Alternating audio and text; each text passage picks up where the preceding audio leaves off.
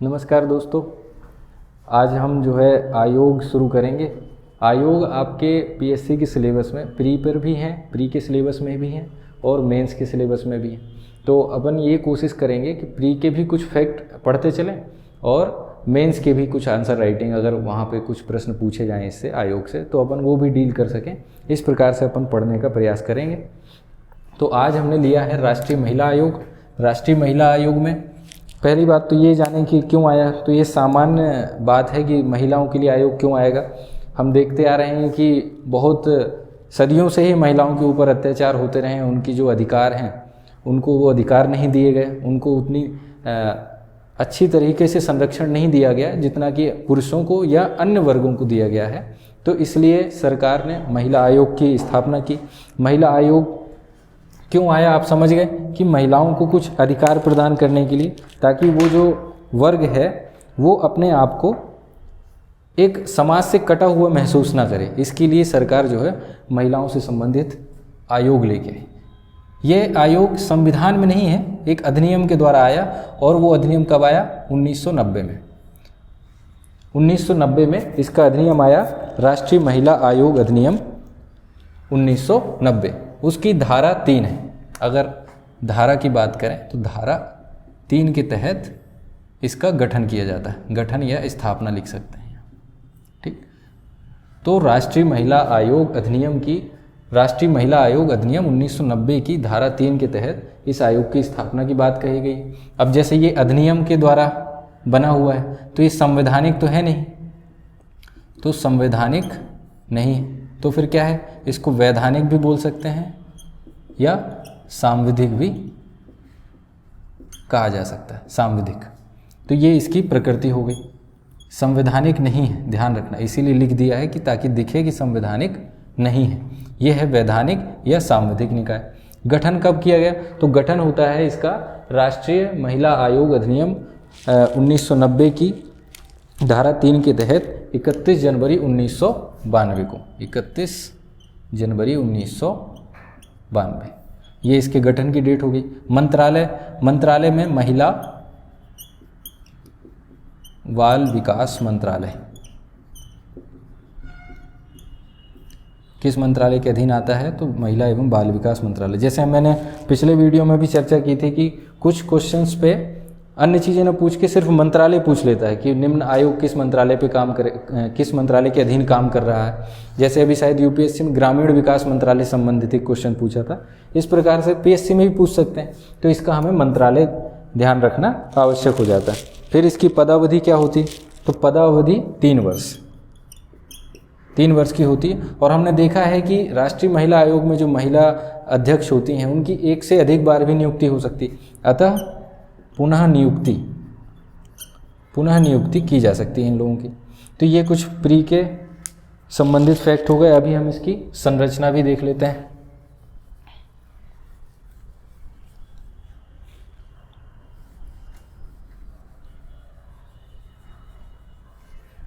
संरचना में क्या होगा? कुछ एक अध्यक्ष होगा और कुछ सदस्य भी होंगे।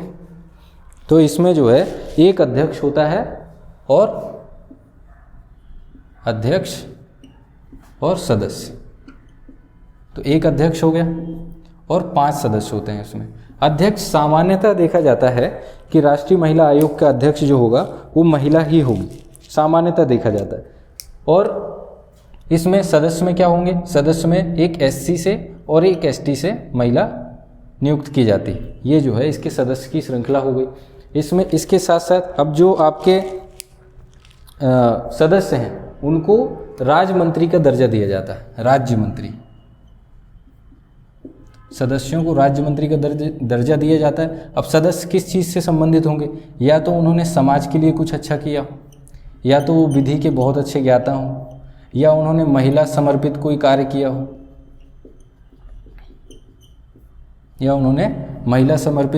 किया हो, तो ये कुछ योग्यताएं ऐसी निर्धारित नहीं है, लेकिन सामान्यतः ऐसा कहा जाता है कि जो समाज के लिए समर्पित हो, महिलाओं के लिए कोई काम कर रहा हो, या विधि का बहुत अच्छा ज्ञाता हो, तो ऐसी योग्यताओं से संबंधित सदस्यों को हम इस आयोग में शामिल करते हैं। फिर जो अध्यक्ष होता है वो लगभग सामान्यतः देखा जाता है कि महिला ही होगी। लेकिन ऐसा नहीं है कि पुरुष नहीं बन सकता, पुरुष भी बन सकता है, लेकिन सामान्यतः देखा जाता है कि महिला आयोग की अध्यक्ष महिला ही होगी, लेकिन बन दोनों सकते हैं। ठीक, इसके बाद सचिव संरचना में शामिल नहीं होता है, लेकिन एक सचिव तो होना है जो सभी जो प्रशासनिक कार्य हैं उनकी देखरेख करेगा। तो इसकी नियुक्ति जो करती है वो केंद्र सरकार करेगी, और ये क्या करेगा, प्रशासनिक जो काम होंगे इसके आयोग से संबंधित जो भी प्रशासनिक कार्य होंगे उनको करेगा। ये प्री के फैक्ट हैं, आप कहीं से भी इन प्री के फैक्ट को पढ़ सकते हैं। मेन हमारा होता है कि हमें याद होना चाहिए, और जो भी आपके मेंस में इस चीज़ से क्वेश्चन बन सकते हैं वो मेंस के क्वेश्चन आप अच्छे तरीके से डील कर सकें। प्री के फैक्ट आप कहीं से भी किसी भी बुक से या किसी भी साइड में जो भी प्रश्न उत्तर क्विज़ वगैरह चलती है वहाँ से भी आप कवर कर सकते हैं, इतनी बड़ी कोई समस्या नहीं है। इसके साथ साथ अन्य चीज़ों में देखें तो ये तो एक राष्ट्रीय महिला आयोग हो गया, है ना। अब इसमें कुछ धाराएं हैं, वो धाराएं मैं आपको बता देता हूँ।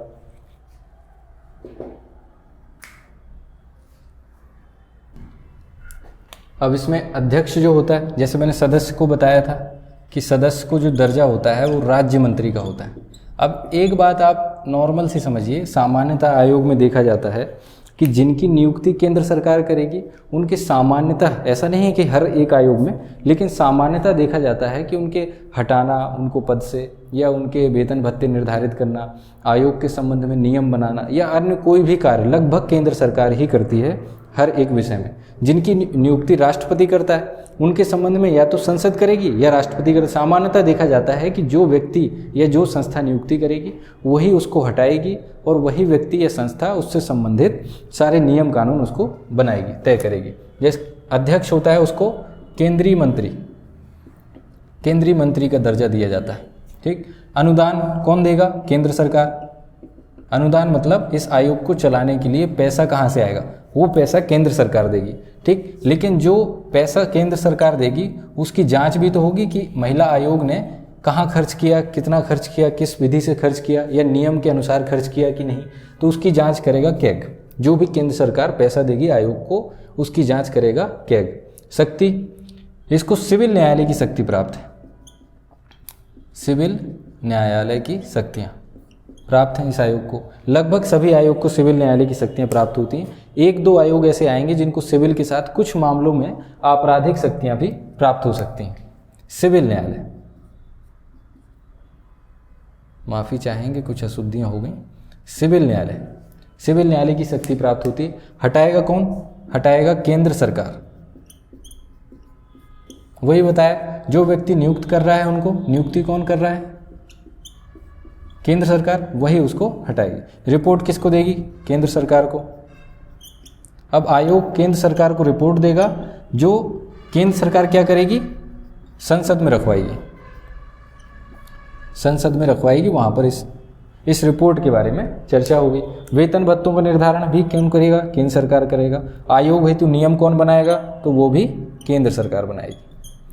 तो देखा हमने, जिसमें केंद्र सरकार नियुक्ति कर रही है उसके हर एक पहलू में, उस आयोग के हर एक कार्य में कहीं ना कहीं केंद्र सरकार का अस्तित्व अधिक होता है बजाय अन्य किसी व्यक्ति या संस्था के।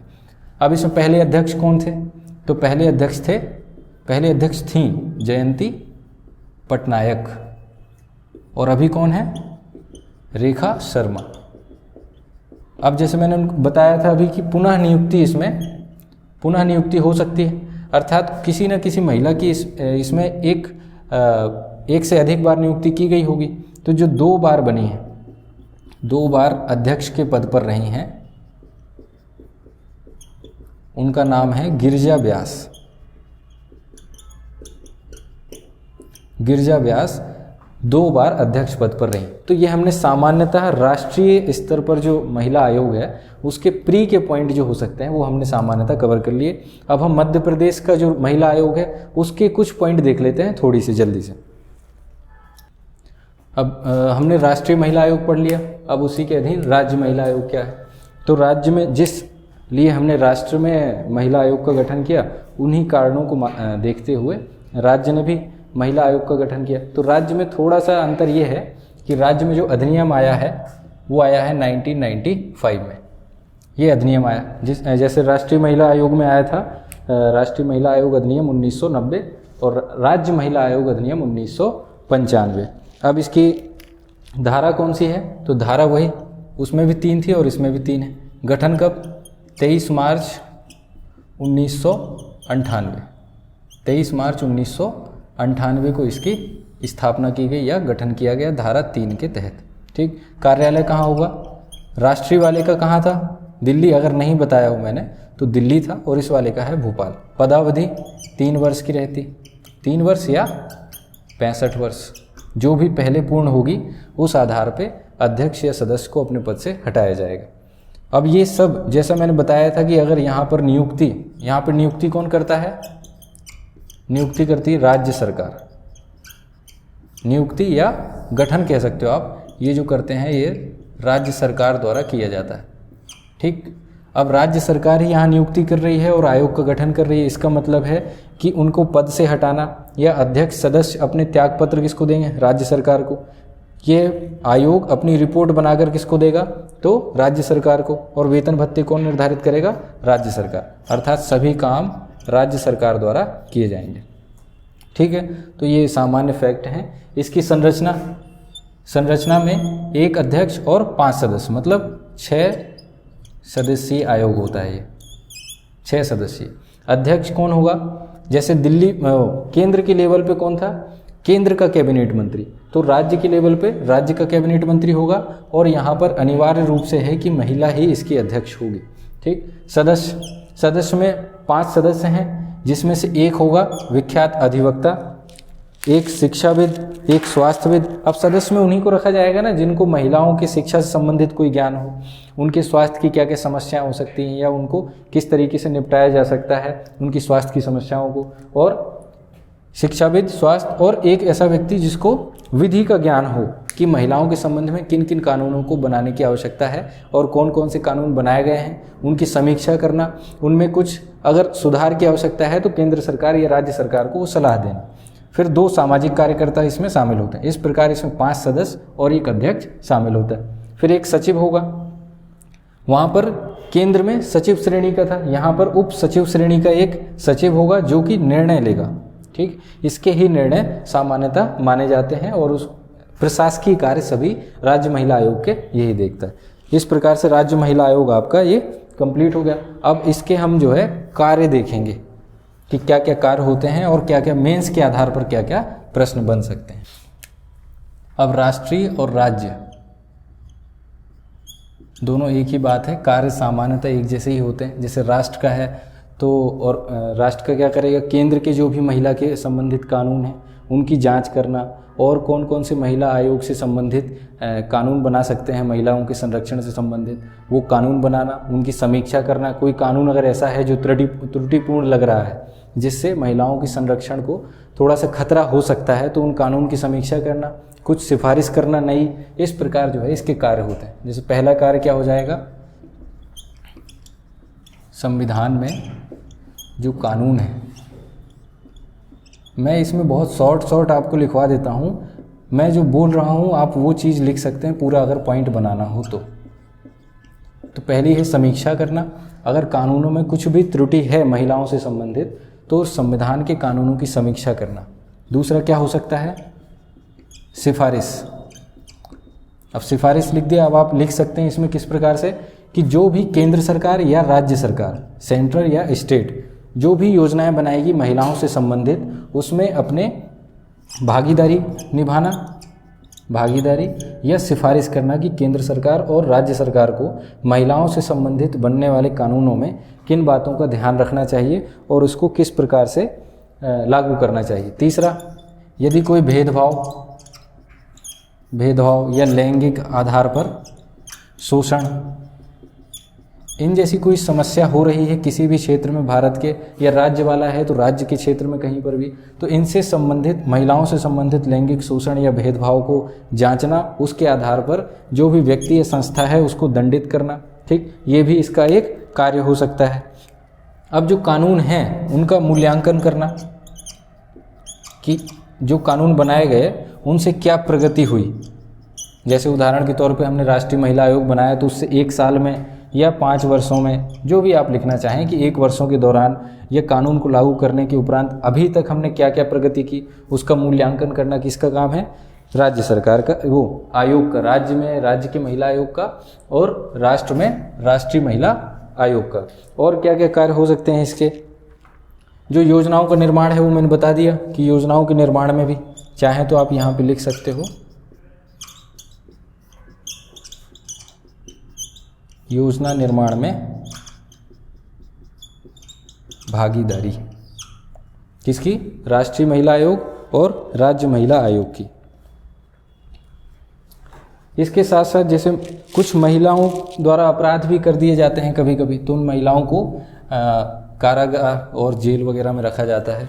तो ऐसे आप लिख सकते हैं 6वां कार्य की जेल या कुछ कारागार या सुधार गृह,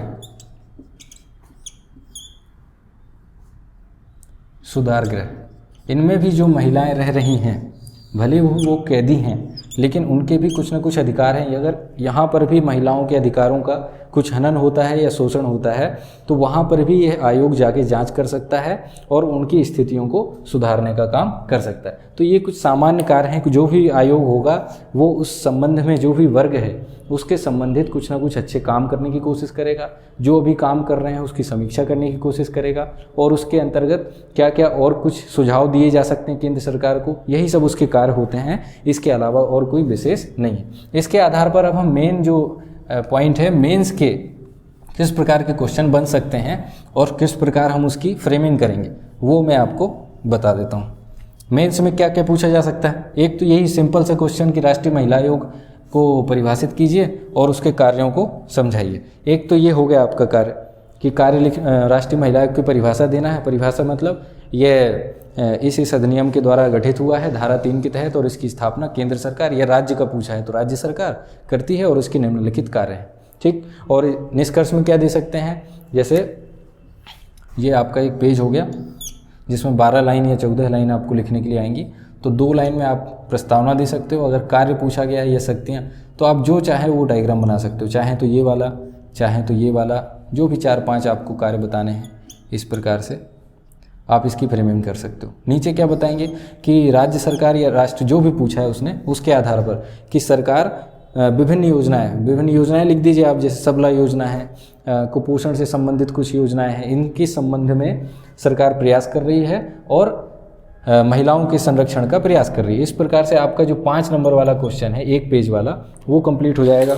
इसके साथ साथ कौन से क्वेश्चन पूछे जा सकते हैं कि महिलाओं से संबंधित मुद्दे क्या हैं, मुद्दे अर्थात समस्याएं, मुद्दे या समस्याएं, महिलाओं से संबंधित मुद्दे समस्याओं को समझाइए। तो इसमें बहुत अच्छी अप्रोच ये होती है कि अगर ये 11 नंबर में प्रश्न पूछा गया आपका तो लगभग आपको 2 पेज लिखने ही पड़ेंगे।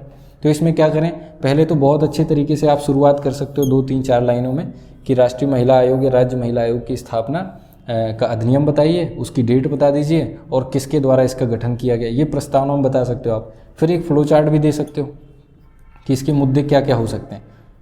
जैसे एक हो सकता है पारिवारिक मुद्दे, परिवार में क्या क्या समस्याएं हैं कि उनको परिवार में एक अलग हीन भावना से देखना, परिवार की मतलब ये समझना कि ये तो दूसरे के घर की ही संपत्ति। तो ऐसी कुछ मुद्दे हो सकते हैं, जैसे अपन पारिवारिक लिख लिया। स्वास्थ्य में क्या क्या मुद्दे हो सकते हैं और शिक्षा संबंधी क्या क्या मुद्दे हो सकते हैं, पारिवारिक, स्वास्थ्य, शिक्षा। फिर कार्यस्थल पर क्या क्या समस्याएं हैं, यहाँ पर मुद्दे लिख लें, यहाँ समस्याएं लिख लीजिए। इस प्रकार से हम इसको विविध जो है आयामों में बांट सकते हैं, जिससे क्या होगा, इसके जो हमारे लिखने के पॉइंट हैं या क्षेत्र जो है वो बढ़ जाएंगे। तो मुद्दे में और क्या लिख सकते हो आप, स्वास्थ्य, पारिवारिक, सामाजिक और राजनीतिक। स्वास्थ्य हो गया, पारिवारिक, शिक्षा, सामाजिक भी लिख लो यहाँ, समाज में उनकी क्या स्थिति। और एक और लिख सकते हो राजनीतिक, मतलब इसको मैंने सिर्फ एक प्रारूप बता दिया, आप इसको इतने क्षेत्र में एक बढ़िया सा फ्लो चार्ट बना सकते हो। पारिवारिक का, स्वास्थ्य, शिक्षा, सामाजिक स्थिति, राजनीतिक स्थिति और कार्यस्थल, मतलब ये मुद्दे हो गए कि किन मुद्दों पर हम आगे जो है 1-1.5 पेज में चर्चा करेंगे। अब जैसे हमने यहाँ पे बता दिया पहला कि भाई सामाजिक मुद्दे क्या क्या हो सकते हैं, तो सामाजिक पर जैसे अभी क्या होता है, बाल विवाह की समस्या है, इधर हमने लिखा सामाजिक, और आप चाहो तो यहाँ पे भी मैं बता देता हूँ आपको। जैसे हमने आप देखा कि यहाँ पे आपने फ्लो चार्ट दे दिया एक, ठीक, फ्लो चार्ट देने के बाद थोड़ी जगह यहाँ पर बचेगी और कुछ जगह आपके यहाँ, तो स्वास्थ्य दे दो पहले, ठीक। स्वास्थ्य में क्या क्या समस्या है कि कुपोषण बहुत है, यहाँ पे कुपोषण लिख दिया, और एनीमिया की समस्या है महिलाओं में, ये लिख सकते हो आप। यहाँ पे जैसे शिक्षा लिखा मैंने, तो शिक्षा के 2-3 से पॉइंट बता सकते हो कि शिक्षा का जो ड्रॉप आउट स्तर है बहुत ज़्यादा कम है, बहुत अधिक है, ड्रॉप आउट जो दर है बहुत अधिक है, मतलब महिलाएं जो है या बच्चियां बहुत कम आयु तक ही स्कूल जा पाती हैं, उसके बाद उनके घर वाले या कुछ आर्थिक परिस्थितियां, सामाजिक परिस्थितियों के कारण उनको स्कूल जाना छोड़ना पड़ता है। कुछ इसलिए छोड़ देती हैं कि उनके घर से स्कूल की जो दूरी है बहुत अधिक है, ठीक।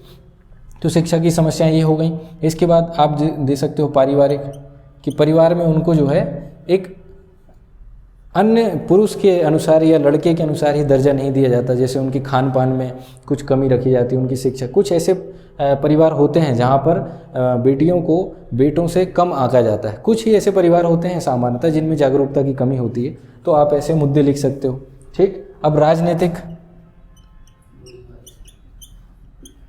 यहाँ पर आप वो भी बता सकते हो कि जागरूकता कम है, रूढ़िवादी समाज है, परंपराएं ऐसी हैं कि लड़कियों को आगे नहीं बढ़ने देना है, आगे चल के शादी ही करना है, ठीक। तो उन पर जो परिवार का मुखिया है वो बहुत कम खर्च करता है पढ़ाई पर, ठीक, वो इसलिए जोड़ के रखता है क्योंकि दहेज प्रथा हमारे यहाँ चलती है, बाल विवाह हमारे यहाँ चलता था, ठीक। ये सभी चीज़ों के लिए उसको धन जोड़ के रखना पड़ता है, ताकि वो शिक्षा में खर्च नहीं करेगा तो धन को जोड़ कर रखेगा ताकि उसका शादी जो है में दहेज जो है दे सके वो। राजनीतिक में क्या है, जैसे पंचायतों में है, ठीक, पंचायतों में हमने आरक्षण तो दिया है, लेकिन सरपंच पति की अवधारणा चलती है कि मेरी वाइफ सरपंच है, लेकिन काम कौन करेगा, उसका बेटा या उसका पति, ठीक। राजनीतिक स्तर पर न्यायपालिका में, जैसे न्यायपालिका में लिख लो यहाँ, न्यायपालिका में इनका प्रतिनिधित्व बहुत कम है, ठीक। फिर प्रशासन में कैसे, सरकारी सेवाओं में आज हम देखते हैं कि ज़्यादातर महिलाओं की संख्या कम है।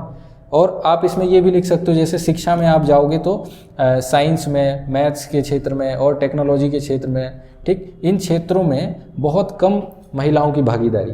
तो आप ऐसे ये मुद्दे बता सकते हो और नीचे बता सकते हो कुछ योजनाओं, जिन योजनाओं के माध्यम से सरकार ये प्रयास कर रही है कि महिलाओं की भागीदारी इन क्षेत्रों में बढ़े। ऐसे आप पॉजिटिव एक जो है निष्कर्ष दे सकते हो। अब इसमें ये तो हमने मुद्दे देख लिए, अब इन मुद्दों से निपटने के लिए प्रयास क्या क्या है, तो उसकी फ्रेमिंग बता देता हूँ मैं आपको। ये मेंस के आधार पर हैं आपके 11 नंबर का क्वेश्चन भी, और ये ध्यान रखिए कि ज़्यादा डिटेल पढ़ने से आवश्यकता ये है कि ज़्यादा आपके पास पॉइंट हो, क्योंकि वहाँ पर जब आप लिखने बैठेंगे तो परीक्षक ये देखेगा कि इसने ज़्यादा पॉइंट्स को कवर किया है या ज़्यादा एक ही पॉइंट की बहुत ज़्यादा डिटेल लिखी, तो आप पॉइंट्स को ज़्यादा से ज़्यादा कवर करें।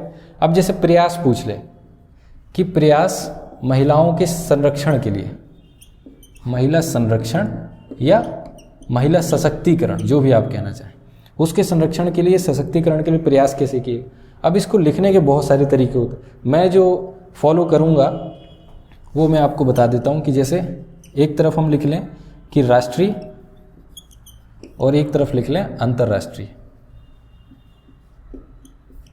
ठीक। अब इससे क्या होगा, आपकी जो लिखने की क्षमता है और पॉइंट बनाने की जो क्षमता है वो बढ़ जाएगी। अब राष्ट्रीय में भी आप चाहो तो ऐसे लिख सकते हो कि जैसे पीएससी का है तो केंद्र और राज्य में कौन सा, एमपी ने कुछ योजनाएं चलाई होंगी मध्य प्रदेश से संबंधित। अब थोड़ी बहुत काम आपको भी करना पड़ेगा कि इसमें कुछ योजनाएं देख लें, जैसे कुछ बता देता हूँ मैं, जैसे सबला योजना है ना, एक लालिमा योजना है, मातृ वंदना योजना, ठीक, और नारी शक्ति अभियान, ये भी लिख लीजिए, ठीक। इस प्रकार से बहुत सारी योजनाएं हैं जो आप केंद्र में और राज्य के आधार पर बांट के लिख सकते हैं। अब अंतर्राष्ट्रीय लेवल पे क्या क्या लिख सकते हो, जैसे एक तो ये है कि अंतर्राष्ट्रीय हम महिला दिवस मनाते हैं, ठीक। अब इसकी डेट आपको लिखना है, किस डेट को मनाया जाता है। हमने UN वोमेन UN वोमेन नामक एक संगठन बनाया है जो महिलाओं से संबंधित कार्य करता है। ठीक, एक है अंतर्राष्ट्रीय चलती इस्तांबुल कन्वेंशन जो अभी चर्चा में भी है। ठीक, कुछ काम आपको ये करना पड़ेगा कि जो इसमें पॉइंट हैं उनको आप पूर्णतः लिख लें, जैसे इसकी डेट लिख लें, UN वोमेन क्या होता है इसके बारे में जान लो, और इस्तांबुल कन्वेंशन, क्योंकि हमारी भी सीमा है, नहीं तो वीडियो की लेंथ बहुत बड़ी हो जाएगी अगर पूरा बताएंगे। इस्तांबुल कन्वेंशन अभी चर्चा में है, क्यों चर्चा में है ये भी देख लो। इस प्रकार से हम अंतर्राष्ट्रीय प्रयास भी लिख सकते हैं और राष्ट्रीय प्रयासों को भी लिख सकते हैं। अब इसमें ये भी लिख सकते हो यूनिसेफ एक पॉइंट लिख सकते हो, ताकि अंतर्राष्ट्रीय क्षेत्र में क्या क्या प्रयास किए जाते हैं महिलाओं के संरक्षण से संबंधित, राष्ट्रीय में भी केंद्र में क्या हो रहे हैं और राज्यों में क्या हो रहे हैं। इससे आपके आंसर में थोड़ी सी विविधता आ जाएगी। आप एक काम कीजिए, पहला ये सिर्फ फ्लो चार्ट बना दीजिए, फिर चाहो तो राज्य में क्या क्या योजनाएं ऐसे लिख लो, ताकि आपका पेज भी भर जाए और आप में व्यवस्थित रूप से आपका आंसर भी कंप्लीट हो जाए और नंबर भी आप प्राप्त कर सकें। अब इसका एक प्रयास और हो सकता है, जैसे महिलाओं के संरक्षण से संबंधित है, इसमें एक प्रयास ये हो सकता है कि हम इसको विभिन्न क्षेत्रों में बांट दें। जैसे जरूरी नहीं है कि ऐसा ही लिखें, आप इससे और भी अच्छा लिख सकते हैं। जैसे मैंने लिखा यहाँ प्रयास।